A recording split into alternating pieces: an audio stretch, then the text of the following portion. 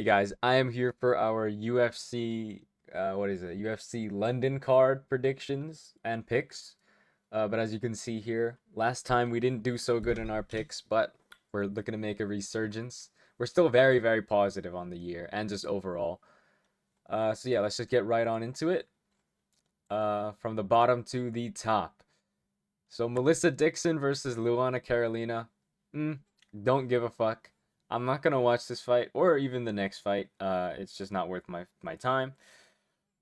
So I forgot to mention, a pick is what you should put money on, hypothetically, and a prediction is what I think is just going to happen. Um, and of course, you should never gamble. This is just for educational purposes. And I've made a significant amount of money doing this. And not doing women fights is what I've made a significant amount of money on. I'm just gonna predict Luana Carolina to win by a boring decision. However, no pick, because I'm not gonna watch it. And of course, if you don't watch a fight, then you're guaranteed to lose your pick. Next fight, Chanel Dyer versus Ravena Oliveira. Um, I'm pretty sure this is a layup for Chanel Dyer over Ravena Oliveira. Don't care. Not gonna watch it. I'm gonna predict that Chanel Dyer wins by decision. No pick, however. Now let's start with our actual fights. Shamrock versus Abdul Karim Al Salwadi. Um, Shamrock lost to Nurullo Aliyev in his last fight, and Aliyev is actually a very good fighter. Just like a little short, like infinite gas tank kid. It's hard to tell how good Shamrock actually is based on that one performance. But I'm gonna say that Alsa Wadi is actually not as good as I thought he was. He has 4 losses on the regional scene. That's a pretty big number. Shamrock has 1 loss on the regional scene, and it was pretty long ago. I'm gonna trust that Shamrock actually wins this. I'm gonna say Shamrock. I'm gonna take Shamrock money line as my pick, and I'm gonna predict that Shamrock takes it by decision. I think he's gonna outcraft him. I think he's a faster fighter. I think he's more experienced at this point. In a significant loss. I think he knows his weaknesses now. Also, Wadi, I don't know if he's that smart of a fighter. So yeah, Shamrock money line. Next, you have Louis Sutherland versus Brando Pericic. I'm gonna have no pick on this, mainly because it's a heavyweight fight. Louis Sutherland has good power. Of course, on the regional scene, he's had huge power with that no drug testing, right? Brando Pericic, he's some guy from fucking fat guy from Australia. Um, I'm pretty sure Brando Pericic is just a better fighter overall, but I just can't tell you who's gonna win if Louis Sutherland has the ability to just smoke the guy, vice versa. So no pick. I'm gonna predict that Brando Pericic takes it by knockout, however, over Louis Sutherland. Next off, we have Antonio Tricolio versus Manis Valanciunas. Manis Contratavius. Contratavicius. Manis Contratavicius versus Antonio Tricolio. We're not taking Antonio Tricolio. I'm not exactly sure like how good Manis Triculus is. He's like what do you call it? He's a contender series fighter. He's got good hands. He got a good knockout, I'm pretty sure. Hard to remember with all these contender series guys, but I think he's pretty good. Uh, Definitely better than Antonio Tricolio. He's definitely just gonna knock him down, go for a submission, or just go for a ground and pound finish. So I'm gonna say Manos Contorvios Triculus via. I'm gonna say money line as my pick, and my prediction is by knockout. Fun fight. Next we have Mario Pinto versus Felipe Franco. Now this is actually a very good fight. Mario Pinto, just a well-rounded heavyweight, not a fat heavyweight by any means. At least doesn't fight like one. Felipe Franco, I just haven't seen very much of him. I've seen some. He doesn't look as good. His grappling is not as good, obviously. His power is probably less good. Maybe the same. But Mario Pinto's just got more crisp striking. I think Mario Pinto is just a better fighter overall. So I'm just gonna predict that Mario Pinto takes it money line. I'm gonna predict that he takes it by round 1 decision. I think this is a pretty easy fight for Mario Pinto. I don't know why he's fighting so far down the rankings when he just got a win. Whatever. Next fight, Nathaniel Wood versus Lucien Keita. The thing about Lucien Keita is he has 1 loss, and it was like eh, it's just kind of like a low fight IQ thing. Kind of reminds me of like not Bellagio. Bellagio's not good. The other guy, the other black guy, David Onama, a little bit. Um, Nathaniel Wood, obviously, just like a very, very crisp fighter, very like high fight IQ, good grappling, good striking, a little bit of small featherweight. We've seen Keita pretty big actually, because he missed featherweight last time around. Um, Height and reach advantage goes to Keita. He's black, so of course he's gonna have a pretty good reach.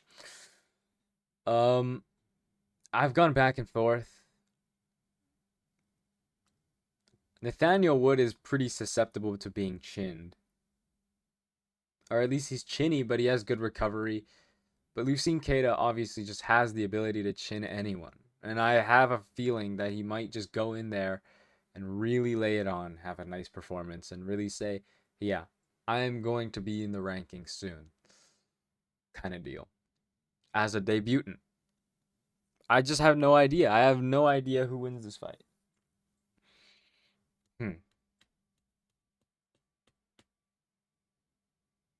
Because Nathaniel Wood is probably going to lose a round. Lucien Keita, I don't know how good his gas tank is because he just knocks everyone out. And when he does go to his decision, he sometimes loses. Which is kind of making me feel like Nathaniel Wood could win this if it goes to a decision. I think it's either Lucien Keita by knockout or Nathaniel Wood just by fight IQ decision. So I'm going to say Nathaniel Wood. I'm going to say Nathaniel Wood takes it by decision as my pick. And prediction. I think Lucien Keita has the ability to chin, but he did seem hesitant in some of the finishes. Like, he does seem like he doesn't want to pour it on. And when you don't want to pour it on to Nathaniel Wood, that's when Nathaniel Wood is going to be able to recover and really start digging deep into the fight. So I'm going to say Nathaniel Wood by decision over Lucien Keita. Next, Mason Jones versus Axel Sola. I don't trust Axel Sola. I think Mason Jones is better everywhere. He might be a slower fighter, but Mason Jones just makes everything a scrap. He made it a scrap with Jeremy Stephens, and Jeremy Stephens is like one of the hardest hitting 145ers, right? Mason Jones is just a powerful fighter. Um, yeah, there's nothing else much to say. Mason Jones is just better everywhere, and he's got bigger heart. He's just a shorter fighter, but still got better reach. So let's say Mason Jones, money line. I'm going to say Mason Jones takes it via decision as my prediction. Now on to our main card. Curtis Campbell versus Danny Silva. Curtis Campbell, young fighter. He looks very good. Danny Silva, experienced, but I don't think he's as good as people think he is. Curtis Campbell has good grappling. Danny Silva is a striker and he's got okay grappling, but it's not his thing. It might just be stuck on the feet. And in that case, I actually do favor Curtis Campbell as well. Danny Silva got pieced up by Joshua Kulabau, who is just a basic striker. He's a good striker, but he's just not all that. You know what I mean? Danny Silva robbed Joshua Kulabau, and Joshua Kulabau is not even in the UFC anymore. So I'm gonna say Curtis Campbell via. I'm gonna say money line as my pick, and my prediction is by decision for Curtis Campbell. Next we have Christian Leroy Duncan versus Roman Dolidze. Roman Dolidze is worse everywhere except for the jiu-jitsu. He's a slow fighter. He's got good power, but Christian Leroy Duncan's got more power. Christian Leroy Duncan's a faster fighter. He's got probably a worse chin. Actually, Roman Dolidze has a very good chin. As we saw with the Fluffy fight, even though Fluffy doesn't have good hands, Roman Dolidze does have a good chin. Christian Leroy Duncan faster, not better on the ground, but I don't think it's gonna get to the ground because Roman Dolidze has no like real wrestling. You know what I mean? Fuck, man, I'm tired, man. Just woke up. Yeah, I don't think Roman Dolidze has ever been finished, and I don't think he's actually ever been like wobbled like that badly. Um, So I'm gonna say not Roman. I'm gonna say Christian Leroy Duncan takes it by decision. That is my prediction and pick. Next we have Ivo Baranovsky versus Austin Lane. This is an easy fight. I'm not even gonna explain it because it doesn't even, it's not worth my time explaining why Austin Lane gets chinned over Ivo Baranovsky, especially at light heavyweight. I'm gonna say Ivo Baranovsky, via knockout as my pick and prediction. Next we have Michael Venom Page versus Sam Patterson. So Sam Patterson, it seems, I'm gonna say that Michael Venom Page takes it because he's a faster fighter and he's a striker and he's a bigger fighter. But that's not the whole point. What I'm trying to see is whether Michael Venom Page wins by decision or by knockout. Michael Venom Page has lost his power as he's aged. It's kind of the only thing he's lost, though. He's still fast. He's still a good scrambler. Sam Patterson could take it to the ground, and that might be a good game plan versus someone like Michael Venom Page, but I think he's the type of guy to not be smart enough to go for the grappling and really just try to trust his boxing in some ways. Sam Patterson, I'm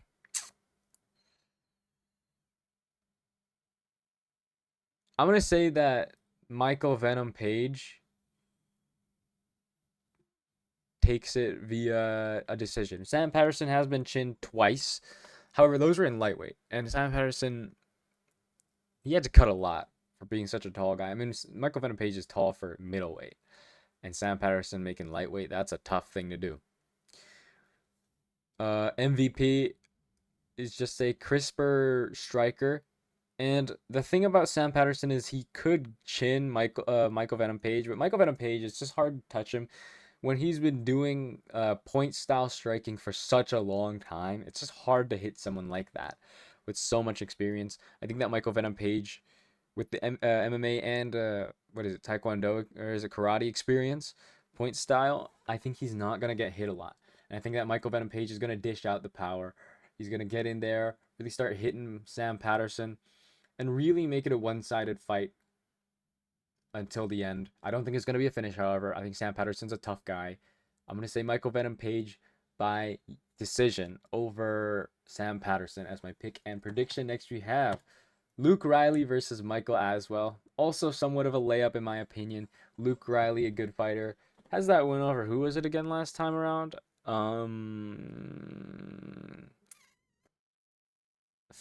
Forget his name. Fuck, man. Let's check that topology. Right, Bogdan Grad. Where Bogdan Grad did take the first round, but Bogdan Grad is just a tough out, in my opinion. He's the type to be actually very good in the regional scene. But Bogdan Grad does have a win over Michael Aswell. Michael Aswell, he's not that good, kind of a jobber. He did beat Lucas Almeida, chinniest man on the world, you know. He did lose to Balagioki, and that's not going very well. That's not looking great because Balagioki would get slimed by Luke Riley. Luke Riley's a good grappler. So I'm gonna say Luke Riley takes it. I'm gonna predict that he takes it via like a finish, like a submission or even a ground and pound knockout. But I'm gonna say that Luke Riley money line is my pick.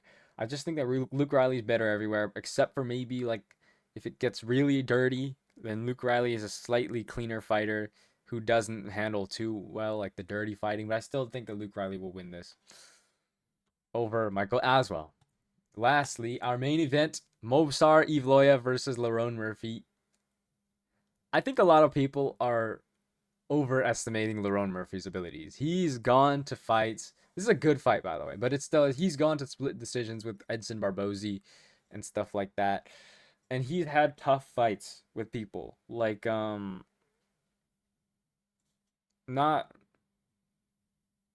like, I'm gonna be honest, just watching the fight back, I think he kind of fluked what's his name? Even though we did pick Lerone Murphy, I think he did kind of fluke Aaron Pico. Aaron Pico, that was his name. And Lerone Murphy, I don't know, he just has too many close fights. He had a split decision with some other guy. Josh Emmett was a pretty close decision. He got out grappled by Dan Ige in moments. It was a very close fight actually, Lerone Murphy versus Dan Ige, where he did get shinned, but that's not really a worry in this fight. Um, like Joshua Kulabau and Edson Barbosa and Dan Ige and Josh Emmett. These aren't great fighters. These aren't great wins compared to Movsar Evloev, where Movsar has beaten, the Arnold Allens, the Aljos, Diego Lopez, right?